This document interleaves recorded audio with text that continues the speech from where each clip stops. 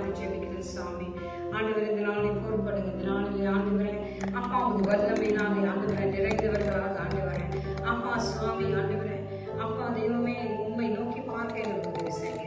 அப்பா வாத்தியக்காரை வாசிக்கிற ஒரு பிள்ளைகளுக்கு காலத்திற்கு கொடுக்கிற மாட்டேன். அப்பா அந்த சுவாமி ஆண்டவரை இயக்குகிற ஒரு பிள்ளைகளுக்கு காலத்திற்கு கொடுக்கிற மாட்டேன். அப்பா உண்மை ஆண்டவரை நம்பி ஆண்டவர் இந்த வல்லமையில நிரம்பினவர்களாக ஆண்டவரை நாங்கள் செயல்பட எங்களுக்கு உதவி செய்யுங்க. இதனாலே ஆசிர்வதிங்க, வழிநடத்துங்க, காத்துக்கொள்ளுங்க. அப்பா ஆரம்ப முதல் முடிய பறிய நமக்கு காலத்திற்கு கொடுக்குறோம். இயேசுவின் இனி நாமத்தில் ஜெபம் கேட்டு நிற்கிறோம். ஆமென்.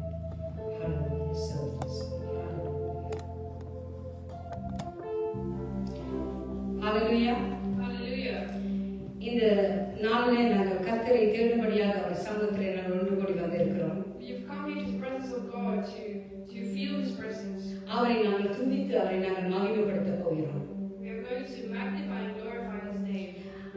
அங்கே சங்கீதம் 120 முதலாம் வசனத்தில் சொல்லப்படுகிறது, என் நெருக்கத்திலே கர்த்தரை நோக்கி கூப்பிட்டேன், அவர் எனக்கு செவி கொடுத்தார். ஹல்லேலூயா. Psalms 120 verse 1 it says, in my distress I cried to the Lord and he heard me. ஏனென்று சொன்னால் அங்கே நாங்கள் தொடர்ந்து வாசிக்கிற பொழுது 2வது வசனம் சொல்லுது, கர்த்தாவே பொய் உதடுகளும் கவட நாவுக்கும் என் ஆத்துமாவை தப்புவியும்.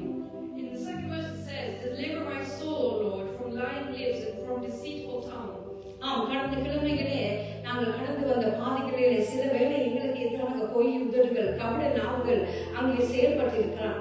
ஆனால் அவர் அங்கே எல்லாவற்றிலும் எங்களை தப்புவித்திருக்கிறார். In the past we might have been in situations where we have been deceitful tongues, where you've heard it from God and you have had lying lips, but we have come to the Lord and asking him to deliver us from that. 3வது வசனம், கபட நாவே உனக்கு என்ன கிடைக்கும், உனக்கு என்ன செய்யப்படும். 4வது வசனம், பலவானுடைய கூர்மையான அம்புகளுக்கும் சூறை செடிகளை எரிக்கும் தலனுமே கிடைக்கும் என்று சொல்லி அங்கே அந்த கபட நாவுக்கு பெரிய வசனங்கள் அங்கே சொல்லப்படுகிறது. And in verse 3 and 4 it says, what shall be given to you, or what shall be done to you, you false tongue? Sharp arrows of the warrior, with holes of the broom tree. அங்கே 5வது வசனம், ஐயோ நான் மேசைக்கிலே சஞ்சரித்தது போதும், கேதாரின் கூடாரங்கள் இடையிலே குடியிருந்ததும் போதும். Woe is me that I dwell in Meshech, that I dwell among the tents of Kedar. சமாதானத்தை பகைக்கிறவரிடத்தில் என் ஆத்மா குடியிருந்தது போதும். My soul has dwelt too long with one who hates peace. சில வேளை நீங்கள் உங்கள் வேலைத்தளத்தில் ஒரு சமாதானம் இல்லாத ஒரு இடத்துல உங்களை பகைக்கிறவர்கள் மத்தியில நீங்கள் இருந்து கொண்டிருக்கலாம். Maybe you might be in the same situation at your workplace where you might be hating someone or you're not getting along with someone at work. ஆனால் 7வது வசனம் சொல்கிறது, நான் சமாதானத்தையே நாடுகிறேன், அவர்களோ நான் பேசும்போது யுத்தத்துக்கு எத்தனைப்படுகிறார்கள் என்று சொல்லி அந்த வசனம் சொல்கிறது. But verse 7 says, I am for peace, but when I speak, they are for war. இப்படியான சூழ்நிலைகளை நீங்க கடந்து வந்திருக்கலாம். You might have gone through such similar situations. ஆனால் இந்த நாளிலே அவருடைய வல்லமையாலே நீங்க நிரப்பப்பட போகிறீர்கள். ஹல்லேலூயா. Today you're going to be blessed with this and filled with his spirit. Hallelujah. நாங்கள் பாட போகிற ஒரு பாடல், உந்தன் வல்லமையால் நான் மகிழ்ந்து இருக்கிறேன், உந்தன் தயவினால் நான் அசைவுறாது இருப்பேன் என்று சொல்லி அங்கே அந்த பாடல் சொல்லிக்கிறது. The song says, the first thing we're going to sing, it says that through your power I am able to rejoice, and because of your grace I won't be shaken. ஹல்லேலூயா. உற்சாகமாக பாடுவோமா? அவருடைய வல்லமை இன்னும் அதிகமாக எங்களுக்கு தேவை, இன்னும் அதிகமாக அவர்களை நாம் நிறைந்தவர்களாக. ஹல்லேலூயா. Because we need his power, we need his grace even more in our lives today.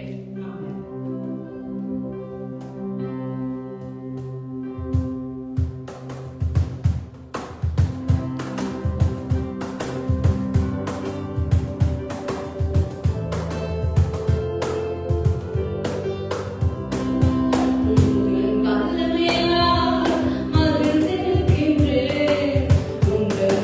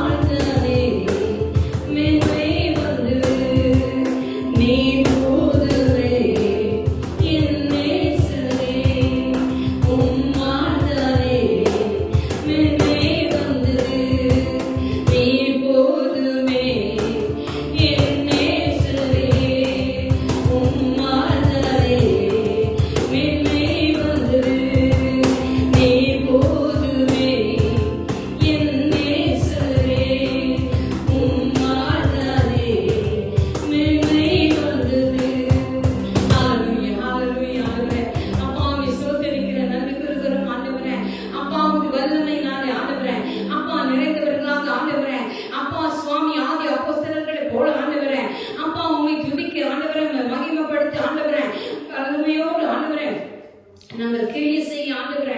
ஓ ஹalleluya, நன்றி செலுத்துகிறோம், நன்றி செலுத்துகிறோம் ஆண்டவரே.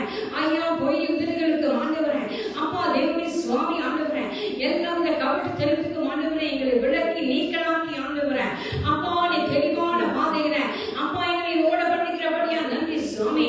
எதிரிகள் மத்தியிலே ஆண்டவரே, அப்பா பிதாவின் தலையை ஆண்டவரே எண்ணெயினாலே அபிஷேகம் பண்ணி ஆண்டவரே என்னுடைய பாத்திரம் நிரம்பி வழியும் பண்ணும்படியாக ஜெபிக்கிறேன் சுவாமி.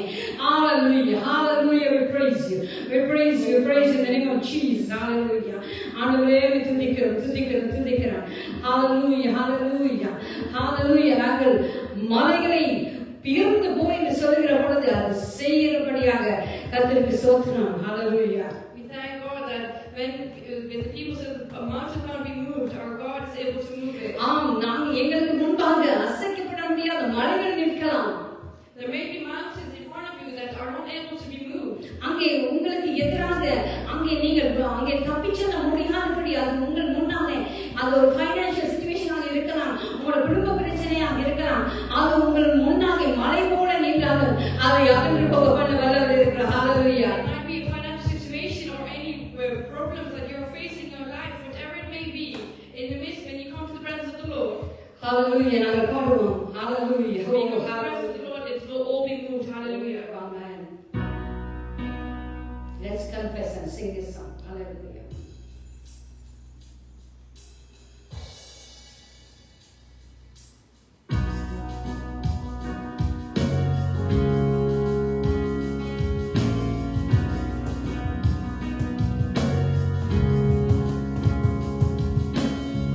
They say this mountain can't be moved. They say these chains will never break.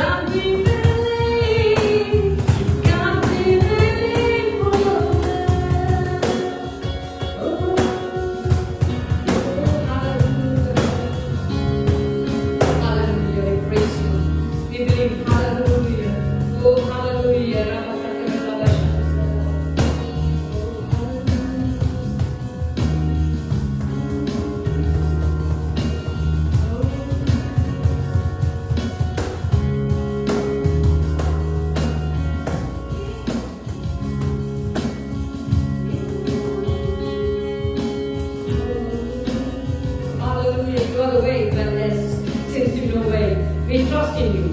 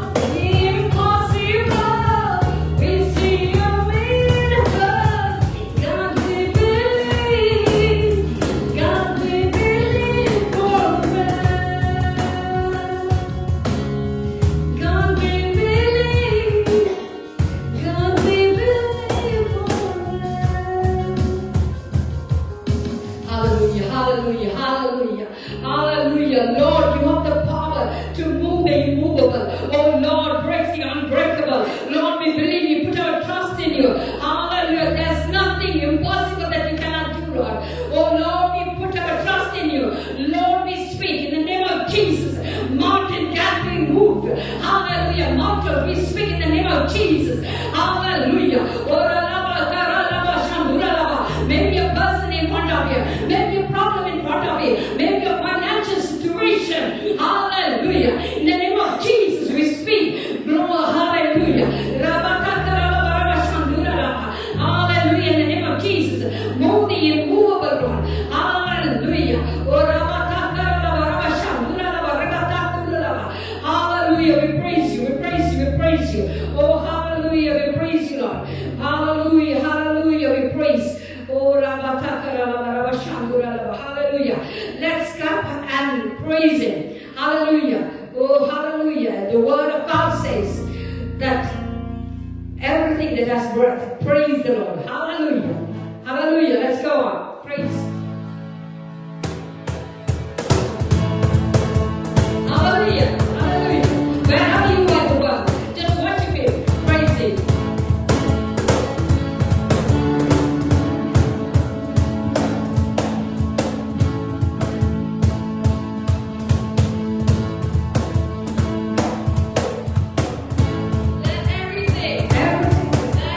Let us praise the Lord. Praise the Lord.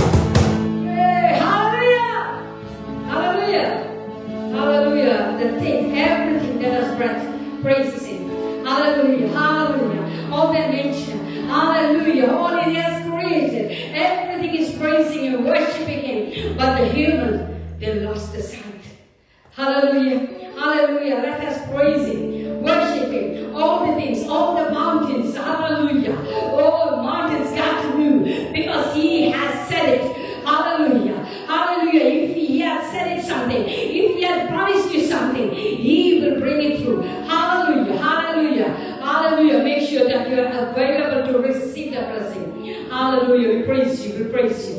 Hallelujah. Thank you, Jesus. Hallelujah. We are going to go into Word of God. Hallelujah. நம்முடைய வார்த்தைகளை கடந்து போகிறோம். Amen. இந்த வேளையில நான் வந்து எங்களோட கூட ஒரு வார்த்தையை பகிர்ந்து கொள்ள போகிறேன். Then you can pray for that. Amen. ஆண்டவரே சுவாமி நமக்காக செலுத்தும் ஆண்டவரே.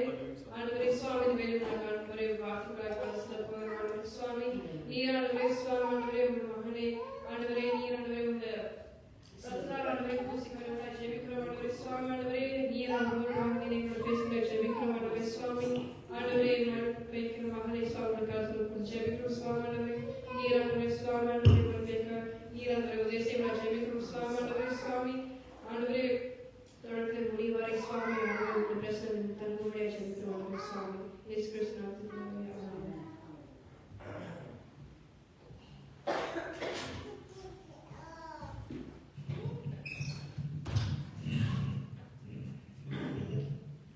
Let's welcome on, Master Jesus. கர்த்தராகிய இயேசு கிறிஸ்துவின் நாமத்தில் உங்கள் அனைவரையும் வாழ்த்தி வரவேற்கிறோம். Thank God for giving us beautiful worship. கர்த்தருக்கு நான் நன்றி மனிதர்களை சோதரிக்கிறேன். இவருடைய நல்ல ஆராதனை அவர்கள் கட்டளையிட்டபடியா. So before we go into the word, I'd just like to do a short prayer as well, personal guidance from God. இந்த வேளையில கூட வார்த்தைக்கு போக முன்னதாக நாங்கள் ஒரு ஜெபத்தோடு கூட நாங்கள் கடந்து செல்வோம். Father, Lord, today we pray that your hands are controlling this today, Father. Lord, we just pray that your power is upon us today. ஆண்டவரே உமது கரம் எங்களை வழிநடத்துகிறது என்று சொல்லி நான் விசுவாசிக்கிறேன். உமது கரம் எங்களை கூட இருக்கிறது நான் விசுவாசிக்கிறேன். ஆண்டவரே Amen. Heavenly Father, we just pray that the Spirit speaks through us both only, your Father, not any of our own thoughts. ஆண்டவரே இந்த நாளிலே பரிசுத்த ஆவியானவர் எனக்குள்ளாக இடைப்படும்படியாக ஆண்டவரே பேசும்படியாக என்னுடைய சொந்த சிந்தனை அல்ல ஆண்டவரே உமது ஆவியினால் நடத்தப்பட எனக்கு உதவி செய்யுங்க சுவாமி. Lord, help us to be both clear and critical in each and every word that we say, Lord. ஆண்டவரே சுவாமி நாங்கள் சொல்லுகிற ஒவ்வொரு வார்த்தையும் ஆண்டவரே நாங்கள் சிந்தித்து செயலாற்ற அதை உணர்ந்து சொல்ல எங்களுக்கு உதவி செய்யணும். Heavenly Father, Lord, we pray that you just give us guidance and give us that opportunity to not be distracted from anything that has happened within and throughout the week, Lord.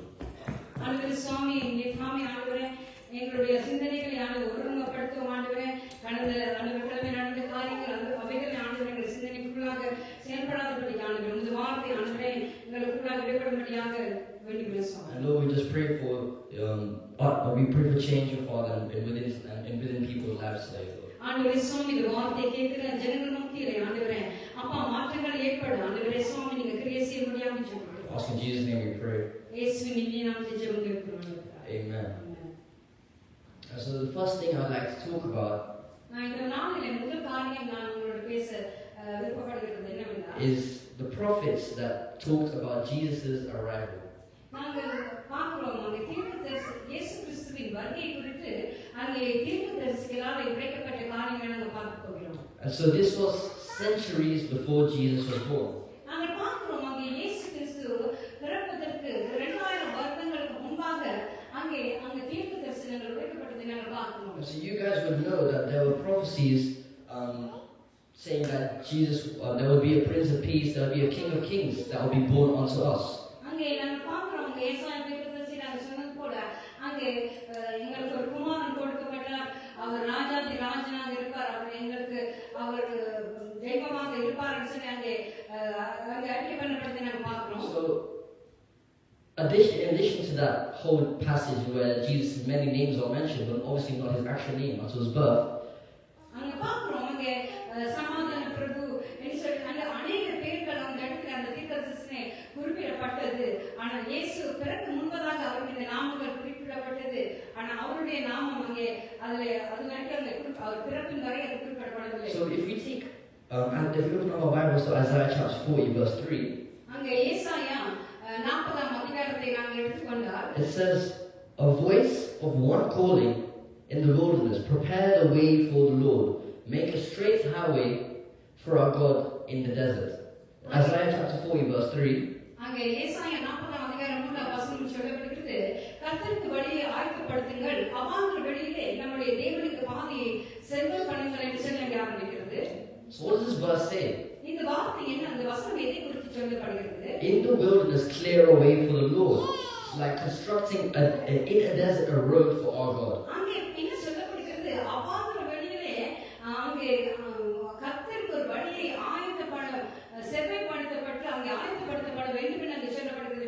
பார்க்கிறோம். So if we take context clues, we can actually decipher who this is because we know what happens after Jesus. இதில் என்ன சொல்லப்படுகிறது என்று சொன்னால் எங்களுக்கு தெரியும். இயேசு கிறிஸ்துவானவர் இந்த வார்த்தை குறித்ததாக இங்கே குறிப்பிடப்படுகிறது. Not to dissect this like it's English, but it says in the wilderness. அங்கே இங்கே தமிழில் சொல்லப்படுகிறது அவாந்தர வெளியிலே என்று சொல்லப்படுகிறது. And in the desert, construct a road for our God. அங்கே அவாந்தர வெளியிலே தேவனுக்கு ஒரு பாதையை செவ்வாய்ப்படுத்தல் என்று அங்கே அறிவிக்கிறதை பார்க்கிறோம். So when I last did a sermon, I talked about John the Baptist a lot. நான் கடைசியாக நான் உங்களோடு பேசின பொழுது அங்கே யோவான் ஸ்நானனுடைய வார்த்தை குறித்து உங்களோட நான் பேசியிருந்தேன். Why did Jesus? I talked about why Jesus, why John the Baptist had to baptize Jesus himself, our God. நாங்கள் பார்க்கிறோம் ஏன் யோவான் ஸ்நானகன் அவர்கள் இயேசு கிறிஸ்துவுக்கு ஞானஸ்நானம் கொடுக்க வேண்டும், கொடுக்கப்பட அவர் மூலமாக கொடுக்கப்பட வேண்டும் என்பதை நாங்கள் பார்க்கிறோம். And so to the worldly people, this was obviously a point of discomfort because they felt like God didn't need to be baptized. நாம் பார்க்கிறோம் உலகத்திலே இதை ஒரு வித்தியாசமாக பார்ப்பார்கள். ஏனென்று சொன்னால் அவர் தேவனுடைய குமாரனாய் இருக்கிறார், அவருக்கு ஏன் ஞானஸ்நானம் கொடுக்கப்பட வேண்டும் என்று சொல்லி சில பேரை அவர்கள் அதை குறித்து ஒரு வித்தியாசமான கருத்துக்கள் தங்களுக்குள்ளே வைத்திருக்கிறார். And so I want to talk about how Jesus lived out a perfect life to show us what it was like to live without sin, show us what it was like to be a true Christian. அங்கே இயேசு கிறிஸ்துவானவர் எப்படி வாழ்ந்திருந்தார், இந்த உலகத்திலேயும் பாவம் இல்லாமல் வாழ முடியும் என்று சொல்கிற ஒரு உதாரணமான வாழ்க்கை வாழ்ந்திருந்ததை நாம் பார்க்கக்கூடியதாக. And so like he was baptized, like he spoke to Nicodemus, being baptized was being reborn and cleansed of sin. அங்கே அவர் நிக்கோதேமோடு பேசுகிற பொழுது அவருக்கு எப்படி அந்த பிறப்பை குறித்து அவர் அந்த விளக்கம் கொடுக்கிறார். தாயின் கர்ப்பத்திலே பிறப்பதல்ல, நீ மறுபடியும் அங்கே தண்ணீரினாலே அந்த பிறக்க வேண்டும் என்று சொல்லி உதாரணத்தை அங்கே கொடுக்கிறதை பார்க்கிறோம். And so there are obviously going to be examples where baptism wasn't the path to heaven, but for Christians in the modern world, baptism is one of the most important things to do. நாங்கள் பார்க்கிறோம் நிச்சயமாக நீங்க ஞானஸ்நானம் எடுப்பதினாலே பரலோகத்துக்கு நீங்கள் போக முடியும் என்று நீங்கள் நினைக்கக்கூடாது. ஆனால் அதுவும் பரலோகத்துக்கு போகிறதுக்குரிய வழியை ஆயத்தப்படுத்துகிற இல்லைனால் அதுவும் ஒரு பகுதியாக அதில் அமைந்திருக்கிறது. Because back then and even now it is a sign of giving yourselves to Christ, giving yourselves to God, your life. அது எதை உதாரணப்படுத்துகிறது என்று சொன்னால் நீங்கள் கிறிஸ்துவுக்கு உங்கள் வாழ்க்கையை ஒப்புக் கொடுப்பது மாத்திரமல்ல, கிறிஸ்துவிலே மரத்தை நீங்கள் உயர்த்துகிறீர்கள் என்பதை உதாரணப்படுத்துவதாக இருக்கிறது. So going back to what I read at the start, in the wilderness clear a way for the Lord. நாங்கள் வாசித்த அந்த முதல் வசனத்துக்கு நாங்கள் நேரம் போவோம். அங்கே என்ன சொல்லப்படுகிறது, அங்கே அவாந்தர வெளியிலே தேவனுக்கு நாங்கள் ஒரு பாதையை ஆயத்தப்படுத்த வேண்டும் என்று சொல்லப்படுவதை பார்க்கிறோம். Why would Jesus, the Messiah, need someone to clear a way or construct a road for him? ஏன் அங்கே இயேசு என்று சொல்கிற மெசியாவுக்காக அங்கே ஒரு வழி ஆயத்தப்படுத்த வேண்டும் என்று சொல்லி அங்கே சொல்லப்படுவதை பார்க்கிறோம். So let's talk practically with the example they gave us. இந்த கொடுத்திருக்கிற உதாரணத்தை நாங்கள் எங்களுடைய வாழ்க்கை முறையோடு சேர்த்து அங்கே நாங்கள் பயிற்சிக்கிற முறையில அதை பார்க்கணும். Imagine creating a trail or a path in the wilderness that's existed long before you were born, long before civilizations were created. நீங்கள் கற்பனை செய்து பாருங்கள், அங்கே அவாந்தர வெளியிலே இல்ல பாதை இல்லாத இடத்திலே ஏற்கனவே பழைய பாதை இருக்கிற ஒரு அவாந்தர வெளியிலே. So imagine carving a trail because you're going to be working against thorns and boulders and rocks and hard floor and lots of obstacles will come your way. நீங்க பாருங்கள், அவாந்தர வெளியிலே ஒரு பாதை உண்டு பண்ணுவது என்று சொல்வது ஒரு சுலபமான காரியம் அல்ல. அங்கே நீங்கள் அங்கே ஒரு பாதையை வகுக்க வேண்டும் என்று சொன்னால் அங்கே எத்தனையோ புதர்கள் முள்ளுகள் என்று சொல்லி அநேக காரியங்கள் எதிர்கொள்ள வேண்டி வரும். அதை அகற்ற நீங்கள் அநேக முயற்சிகளை உங்கள் பலத்தை செலவழிக்க வேண்டியதாக. So let's take hiking for example. If there was a new trail created, அங்கே நாங்கள் அங்கே மலையில் நடந்து போகிற ஒரு நடைபயிற்சி செய்கிற ஒரு காரியத்தை குறித்து நாம் பார்க்க வேண்டும். this new path that was created by a company or by a person, it becomes a departure, a derouting from the original route, the original path. It's a new route. You take a new route. You go away from the நடைபயிற்சி செய்வதற்காக சில ஒரு கம்பெனிஸ்கள் அவங்க என்ன சொல்றாங்க, புது வழிகளை அங்கே ஏற்படுத்துவார்கள். அங்கே அந்த நடைபயிற்சி செய்வதற்கு சில முறைமைகளை பழைய வழிகளும் இருக்கும், அங்கே புது வழிகளையும் அங்கே ஏற்படுத்துவார்கள். How I interpret this is that this new route is the life of is what the route a Christian should follow, rather than the worldly norm that we all that the world is designed to follow. உதாரணத்தை நாம் நீங்கள் எடுத்துக்கொள்வோம் என்று சொன்னால், கிறிஸ்தவராகிய நாங்கள் உலகத்திலே அங்கே அமைக்கப்பட்டிருக்க அந்த பாதையில ஓடுவதற்கு அழைக்கப்பட்டவர்கள் அல்ல.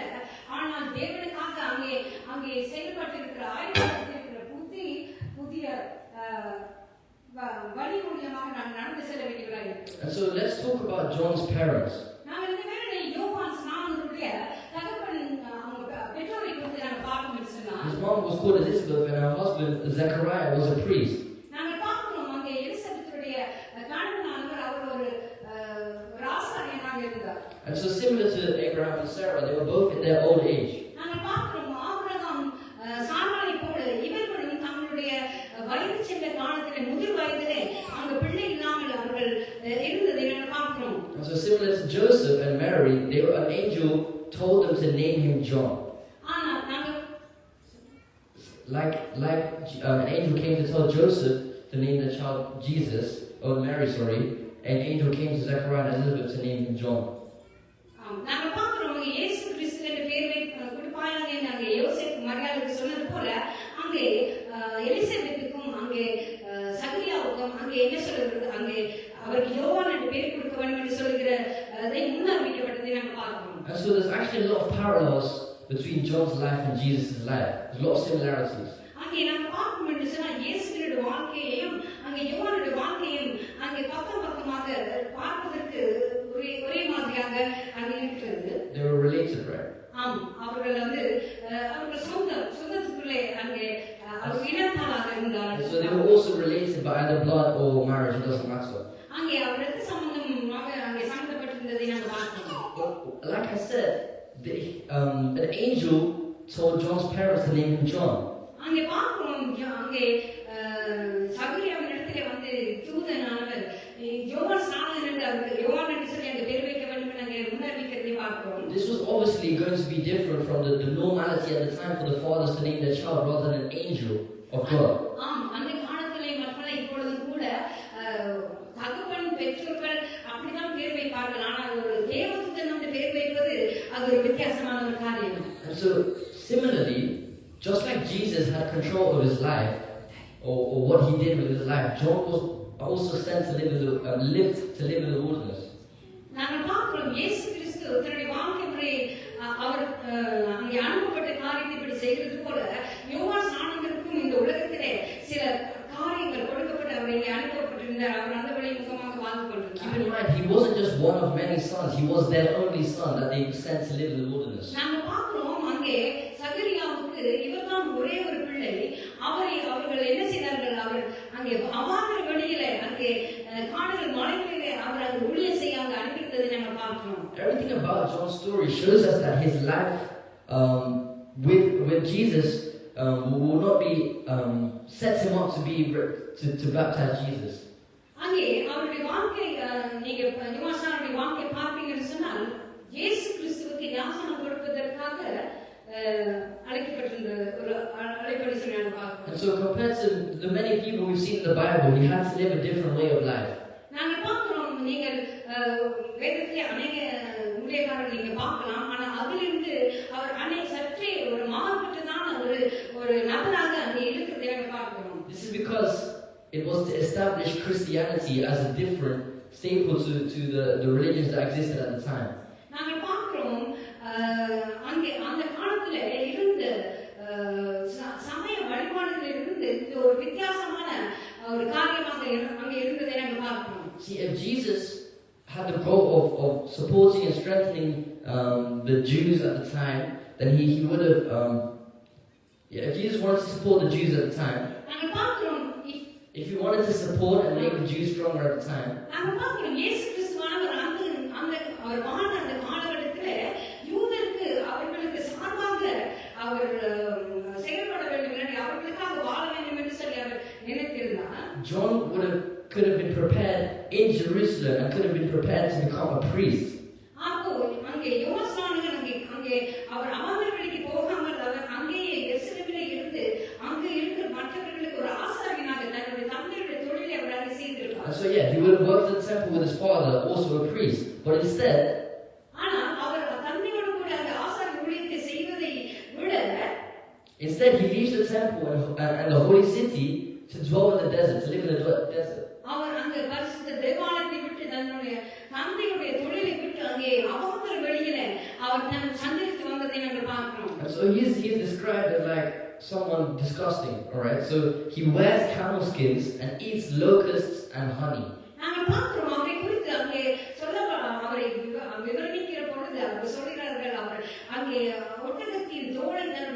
எதிராக அணிந்து அங்கே வித்தியாசமான காரியங்களை உண்டுகிறதை அங்கே சொல்லப்பட்டிருக்கிறது. அவரை குறித்து சொல்லும் பொழுது ஒரு வித்தியாசமான நாட்டிலே வசிக்கிற ஒரு நபரை குறித்து சொல்கிறது போல அங்கே இருக்கிறதை நம்ம பார்க்கிறோம். So he wasn't physically clean.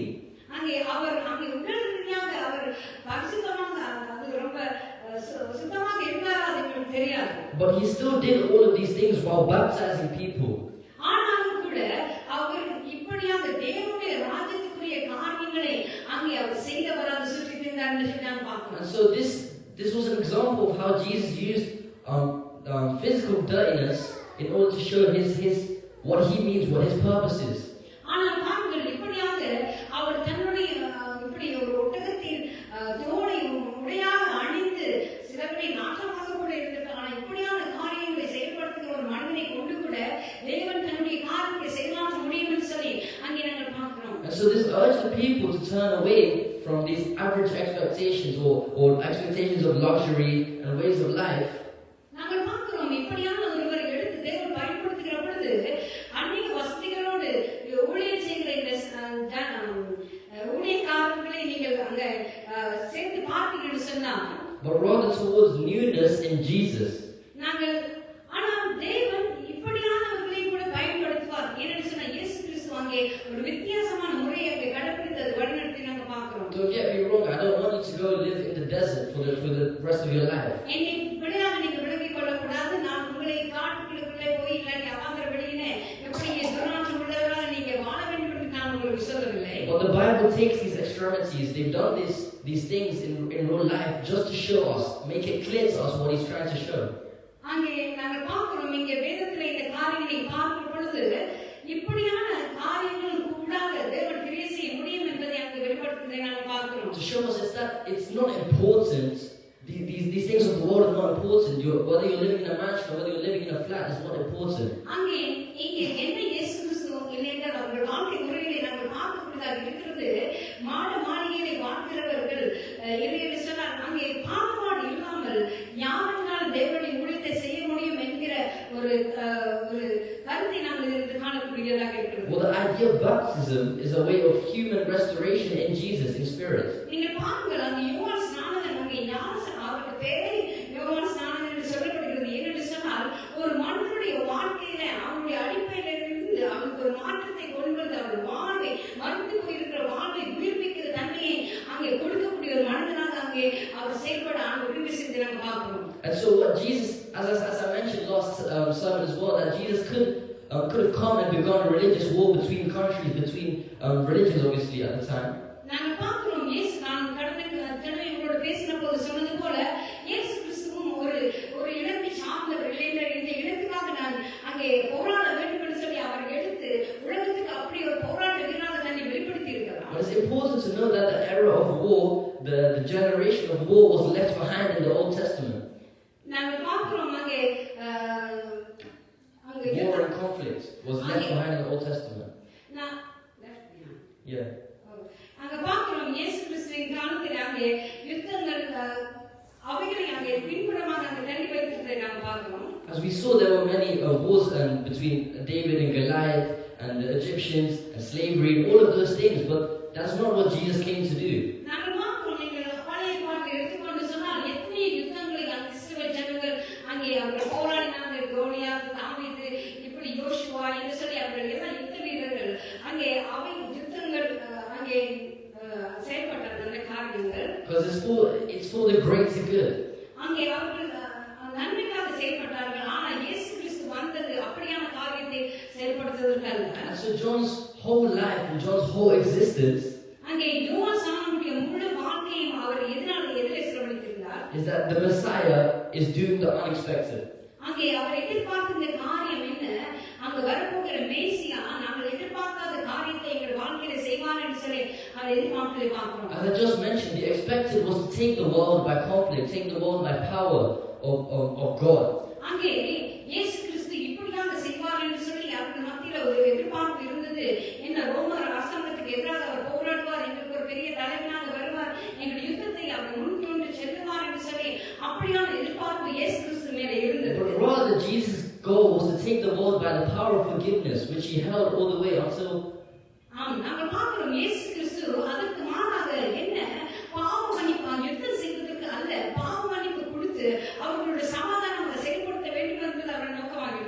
theme of forgiveness was there since Jesus had begun his ministry all the way till he was on the cross. நாங்கள் பார்க்கிறோம் அந்த சமாதானம் அங்கே பாவ மன்னிப்பு என்று சொல்லுகிற அந்த காரியத்தை அவர் தன்னுடைய வாழ்க்கையில பயிற்சித்து வந்தார். சிலுவை மரணம் வரைக்கும் அதை அவர் தொடர்ந்து செய்து வந்ததை நாங்கள் பார்க்கிறோம். And so when he healed the paraplegic, when he healed the leper, he said, "Your sins are forgiven. Pick up your mats and walk and go." நாங்கள் பார்க்கிறோம் அவர் எல்லாம் அங்கே அவர் சுஸ்தமாக்கினவர்களை பார்த்து அங்கே முடக்குவாதம் உள்ளவனை அங்கே வெதசாவில் இருந்தவர்களை என்ன சொன்னார், உன் படிக்கையை எடுத்துக்கொண்டு போகும் பாவங்கள் மன்னிக்கப்பட்டது என்று சொல்லுகிறதை நாங்கள் பார்க்கிறோம். And one of his last words was, "Father, forgive them, for they do not know what they are doing." அது மாத்திரமல்ல, சிலுவையிலே அவர் சொன்ன வார்த்தை என்ன, ஆண்டவரே அவர்கள் செய்வது என்னது என்று அவர்கள் அறியாது இருக்கிறார்கள், இவர்கள் மன்னியுங்கள் என்று அவர் சொன்னதை நாங்கள் பார்க்கிறோம். So what he did was he became a living and breathing new routes, new ways to separate yourselves from the world. அங்கே அவர் என்னத்தை எங்களுக்கு உதாரணமாக வைத்து போனார், அவர் உலக பாதையிலே அவர் போகவில்லை, தனக்கென்று ஒரு பாதையை வகுத்து இப்படியாக நாங்கள் செயலாற்ற வேண்டும் என்று சொல்லி ஒரு முன்மாதிரியை வைத்து போனதை நாங்கள் பார்க்கிறோம். See, the power that we hold today is not the power of money, the power of authority, the power of physical strength that we have. நாம் இந்த நாளிலே நாங்கள் பெற்றுக்கொண்டு அல்ல நாங்கள் பெற்றுக்கொள்ள வேண்டிய காரியம் என்ன, பதவிகள், பெருமைகள், பணங்கள், இப்படியான காரியங்கள் அல்ல. Is that we have the ability to pray and bless enemies with the unforgiving power of forgiveness. இந்த நாளிலே நாங்கள் ஜெபித்து தேவனிடத்தில் பெற்றுக்கொள்ள வேண்டிய காரியம் என்ன, நாங்கள் மற்றவர்களுக்கு மன்னிப்பு கொடுப்பது, பாவ மன்னிப்பு நாங்கள் பெற்றுக்கொள்வது, இப்படியான காரியங்களை தான் நாங்கள் செய்ய வேண்டியவர்களாக இருக்கிறோம். John invites us. He invites us to ask one question. நாங்கள் இந்த இடத்துல பார்க்கிறோம், அங்கே யோவான் எங்களை அழைக்கிறார், இப்படியான ஒரு கேள்வி எங்களை பார்த்து அவர் கேட்கிறார். Is Jesus the one who empowers me, who makes me stronger to be more moral while I live? நாங்கள் இந்த உலகத்திலே நாங்கள் எங்களை பார்த்து கேள்வி கேட்க வேண்டிய காரியம் என்ன, நாங்கள் இந்த உலகத்திலே செயல்படுவதற்கு இயேசுவின் வல்லமை தான் எங்களை உந்துகிறதா என்று சொல்லி நாங்கள் சிந்தித்து பார்க்க வேண்டிய காரியமாக Does இருக்கிறது. Jesus empower us to be a kind person, to have these characteristics of donating or just having conversation with someone? நாங்கள் சிந்திக்க வேண்டிய காரியம் என்ன, நாங்கள் ஒருவருக்கு நாங்கள் உதவி செய்வதோ இல்லைன்னா ஒரு காரியத்தை, ஒரு நன்மையான காரியத்தை நாங்கள் செய்வதோ, இதற்கு பின்னணி என்ன, அடிப்படை என்ன, இயேசு கிறிஸ்துவின் அவருடைய வல்லமையினால் இல்லைன்னா அவரின் உந்ததியினால் தான் இதை நாங்கள் செயல்படுத்துகிறோமா, இல்லைன்னா அதற்கு பின்பாக வேறு காரியம் இருக்கிறதா என்று நாங்கள் சிந்திக்க வேண்டிய. Or does Jesus empower us to be something entirely new in Him? அது மாத்திரமல்ல, அவர் இன்னுமாக எங்களை பலப்படுத்துவார், எங்களை வழிநடத்துவதற்கு காரணம் என்ன, நாங்கள் வித்தியாசமாக அவருக்காக நாங்கள் செயல்படுகிறதை அவர் எங்களுக்குள்ளாக உந்துகிறார். And so more on the forgiveness. அங்கே நாங்கள் கூட பார்க்க வேண்டிய காரியம் அங்கே பாவ மன்னிப்பு. There was Roman oppression in Israel during Jesus' time on earth. அங்கே நாங்கள் பார்க்கிறோம், ரோமர் வந்து இயேசுவின் காலகட்டத்தில் அவர் வாழ்ந்த காலகட்டத்தில் அங்கே யூதர்களை அவர்கள் அடிமைப்படுத்தியிருந்தாங்க, அவர்கள் மேலே ஆளுகை செய்து கொண்டிருந்தாங்க பார்க்கிறோம். His only approach to this evil, to this conflict, this will for Romans to murder Israelites on sight for not paying taxes, was prayer and forgiveness and blessing of the enemies. Jesus came to bless the enemies, to bless the Romans, even though what they were doing was extremely wrong. நாங்கள் பார்க்கிறோம், அங்கே ரோமர் அரசாங்கம் அவர்கள் அநேக தீமையான யூதர்களை வழிநடத்தினாலும் அவர்களை கொண்டு அங்கே அவர்களையும் ஆசீர்வதித்து இஸ்ரவேல் யூதர்களை ஆசீர்வதிக்க அவர் அங்கே கிருபை செய்ததை நாங்கள் பார்க்கிறோம். And so what I can say today is that we will never be Jesus. நாங்கள் ஒரு காரியத்தை நாங்கள் புரிந்து கொள்ள வேண்டும், நாங்கள் இயேசு கிறிஸ்துவாக முடியாது. But what route we can follow, what new route we can follow to be like Jesus, to be more like Jesus. ஆனால் நாங்கள் செய்யக்கூடிய ஒரே காரியம் என்ன, இயேசு வகுத்த பாதையிலே அவரை பின்பற்றி அவரை போல மாறுவதற்கு நாங்கள் முயற்சி செய்கிறவர்களாக நாங்கள் இருக்க வேண்டும். How did John the Baptist, we have to look at how John the Baptist left everything. நாங்கள் பார்க்க வேண்டும், அங்கே யோவான் ஸ்நானகன் எப்படி தன்னுடைய சொந்த பந்தங்கள், தன்னுடைய வசதிகள் எல்லாவற்றையும் விட்டு அங்கே சென்றது போல. Since birth finished, he redefined all expectations with an angel naming him, not his father, him not becoming a priest, and him living in the wilderness. நாங்கள் பார்க்கிறோம், அவருடைய பிறப்பில இருந்து அவருடைய காரியங்களை அங்கே பார்ப்போம் என்று சொன்னால் அங்கே தேவதூதனான அவர் வந்து அவர் பிறக்க போற செய்தியை சொல்லுகிறார், அவருக்கு பெயர் சூட்டுகிறார். அப்படியான ஒரு அற்புதமான ஒரு செயல் மத்தியிலே அவர் இந்த உலகத்துக்கு பிரவேசிக்கிறார், ஊழியம் செய்கிற பாதையில வருவதை பார்க்கிறோம். Why did he do this? Why is this important? Sorry. ஏன் இது அங்க முக்கியமாக இருந்தது? This is the closest we can get to seeing a Christian, in my opinion. நாங்கள் இதைத்தான் நாங்கள் ஒரு கிறிஸ்தவர்களாக நாங்கள் இதை காணக்கூடியவர்களாக இருக்கிறோம். John the Baptist left everything யோவான் ஸ்நானகன் தன்னுடைய எல்லா வசதிகளையும் விட்டுவிட்டு to be with Jesus, அங்கே இயேசு கிறிஸ்துவோடு கூட இருக்க, தேவனோடு கூட இருக்க அவர் தெரிந்து கொள்வதை to பார்க்கிறோம். baptize, to do his ministry, and to live in oneness with the Spirit, in oneness with God. அங்கே யூதர்களை அவர்களை ஞானஸ்நானம் கொடுத்து அங்கே தேவனோடு கூட எப்படி ஒன்றிணைவது என்று சொல்கிற ஒரு காரியத்தை அங்கே அவர் செயல்படுத்திக் கொண்டதை நாம் பார்க்கிறோம். So I have two key takeaways from today. இன்றைய நாளிலிருந்து ரெண்டு விதமான காரியத்தை நீங்கள் உங்களோட கூட கொண்டு செல்லலாம். Well, firstly, we have to understand, acknowledge the importance of prayer and blessing enemies with forgiveness. நாங்கள் செய்ய வேண்டிய காரியம் என்ன? முதல் காரியம், எங்களுடைய எதிரிகளுக்காக நாங்கள் ஜெபித்து அவர்களை நாங்கள் ஆசீர்வதிக்க வேண்டியவர்களாக இருக்கிறோம். As much as the physical conflict and the genocides and all these things in the world are just increasing and happening more and more and more. நாங்கள் பார்க்கிறோம் உலகத்திலே அநேக யுத்தங்கள் நடைபெறுவது, இன அழிப்புகள் நேரிடுகிறது, இப்படியாக அதிகமாக அங்கே மனித கொலைபாதகங்கள் உலகம் எங்கும் நிறைந்திருக்கிறதை நாங்கள் பார்க்கிறோம். Our purpose is not to fight the physical wages, physical conflicts of this world. நாங்கள் எங்களுக்கு இந்த உலகத்திலே தேவன் கொடுத்த கடமை என்ன? அங்கே சரீரபூர்வமாக உலகத்தாரை போல அதோடு கூட நாங்கள் போராடுவதற்காக நாங்கள் அழைக்கப்படவில்லை. Obviously, I don't know your situations, whether you have to be in the army or whatnot. ஆனால் உங்களுடைய சூழ்நிலை எனக்கு தெரியாது. நீங்கள் சிலவேளை அங்கே நீங்கள் கடற்படையிலேயோ இல்லை அந்த காப்படையிலேயோ நீங்கள் சேர்ந்தவர்களாக இருக்கலாம். But what I do know ஆனால் எனக்கு தெரிஞ்ச ஒரு காரணம் is that the war's conflict that matters more is the conflict in spirit. It's the spiritual conflict that matters more. ஆனால் உண்மையான போராட்டம் எங்களுக்கு உலகத்தில் இருக்க காரியங்கள் அல்ல, ஆவிக்குரிய விதத்திலேயே தான் எங்களுக்கு அநேக போராட்டங்கள் உண்டு. And so when these big ministers, they talk about the spiritual war and the increasing control of the devil of the UK or countries around the world, அங்கே ஆவிக்குரிய யுத்தங்களை குறித்து இந்த யூகேலையும் உலகமெங்கிலும் நடைபெறுகிற இந்த காரியங்களை குறித்து அங்கே அநேக சபைகளில் இதை குறித்து அங்கே அவர்கள் பிரசங்கம் பண்ணிக்கப்படுகிறது. they are extremely serious about this, and they're right. உண்மையாகவே அவர்கள் சொல்வது உண்மையான காரியம்.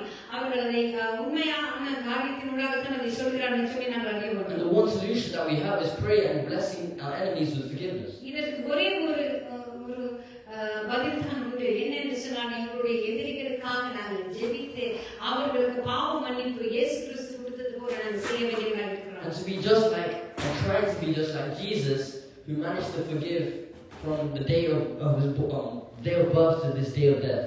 நாங்கள் பார்க்கிறோம் இயேசு கிறிஸ்துவின் உதாரணத்தை எங்கள் வாழ்க்கையில நாங்கள் வைத்துக் கொள்ள வேண்டும். அவர் எப்படி உலகத்தில பிறந்தது முதல் சிலுவை மரணம் வரை அங்கே மனிதரை நேசித்து அவர்களுக்கு ஜெபித்து அவர்களுக்கு பாவ மன்னிப்பு கொடுத்தார் என்பதை எங்களுடைய வாழ்க்கையில நாங்கள் ஒரு பயிற்சியாக நாங்கள் அதை வைத்து உதாரணமாக வைத்து நாங்கள் நடக்க வேண்டியவர்களாக இருக்கிறோம். Secondly, I want you to just see, to understand and recognize the importance of John the Baptist's life.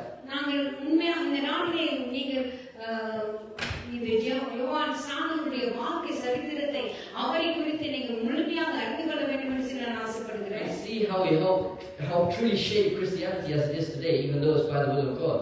நாங்கள் அவர் யோவான் ஸ்நானகன் எப்படி தன்னுடைய வாழ்க்கை முறையை நடத்தினாரோ அதே போல நாங்கள் எங்களுடைய வாழ்க்கையை நடத்த இந்த கிறிஸ்தவ உலகத்திலே நாங்கள் அப்படியான மாற்றத்தோடு கூட நடக்க வேண்டியவர்களாக இருக்கிறோம். Amen. So bow your heads and pray with me, please. நாங்கள் ஜெபித்து நாங்கள் கடந்து செல்வோம். Heavenly Father, Lord, today we just thank you for all that you've done today. ஆண்டவரே சுவாமி, இந்த நாளில் எல்லாத்துக்காக உங்களுக்கு நன்றி செலுத்துகிறோம் சுவாமி. Lord, we just ask that you put your hands upon each and every one of us, Lord. ஆண்டவரே இந்த நாளுக்காக சுவாமி உங்களுடைய கருத்தை ஆண்டவரே எங்கள் ஒவ்வொரு மேலும் நீங்க வைக்கும்படியாக ஜெபிக்கிறோம். Lord, even though you have already given us authority to forgive, or authority to forgive our enemies, ஆண்டவரே சுவாமி, நீர் எங்களுடைய ஆண்டவரே எதிரிகளுக்கு மன்னிப்பதற்கு ஆண்டவரே அப்பா நீர் எங்களுக்கு உதவி செய்தாலும் கூட Lord, help the people to know that the power and authority that you have given us, Lord. ஆண்டவரே சுவாமி, மற்ற ஜனங்கள் ஆண்டவரே அப்பா நீர் ஆண்டவர் வைத்திருந்த அந்த அதிகாரத்தை போல ஆண்டவரே அப்பா தேவனே அவர்களுக்கு மன்னிப்பு கொடுக்க ஆண்டவரே அந்த அதிகாரத்தை எங்களுக்கு கொடுக்கும்படியாக ஜெபிக்கிறோம். As well as the importance of forgiveness, as well as the importance of prayer and blessing people, enemies, Lord.